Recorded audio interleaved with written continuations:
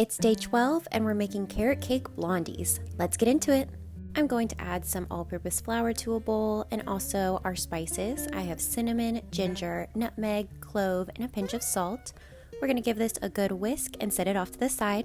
In a separate bowl, I have some melted butter. We're going to add in some brown sugar, granulated sugar, and give this a really good whisk.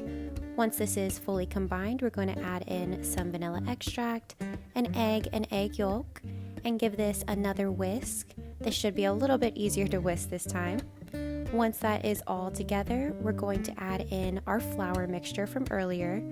As you're incorporating this into your batter, you want to make sure that you are scraping down the sides and really incorporating all of the flour mixture. Oftentimes, I'll find that I didn't fully incorporate everything at the bottom of the bowl, so just make sure you don't have any dry ingredients left over down there. Once that's fully combined, we're going to add in our grated carrots. This is just one carrot that has been grated, and we're going to fully work this into the batter. Make sure everything is really combined and that the carrots are evenly dispersed. This is going to go into an 8x8 baking dish that has been lined with parchment paper and also sprayed with baking spray. Once you have all of your batter in your baking dish, we're going to make sure that we smooth down the top with our spatula, just giving us an even layer so that this bakes evenly in the oven. This is going to go in the oven at 350 degrees for about 25 to 30 minutes. You want to make sure when you insert a toothpick into the center that it comes out clean. That's when you know that this is ready to take out and let cool.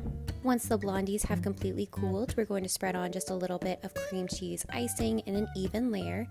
Using the parchment in this baking process means that you can remove the bars from the baking dish quite easily. So once we do that, we're going to top this with some crushed pecans, and then it is time to do a cut and taste. These are phenomenal. I love using fresh carrots in carrot cake. It really makes a difference and helps keep these so moist. Thank you so much for watching, guys. I hope you give this recipe a try. Be sure to tune in tomorrow for day 13 of our 24 days of Christmas cookies and treats. We hope to see you then. Bye!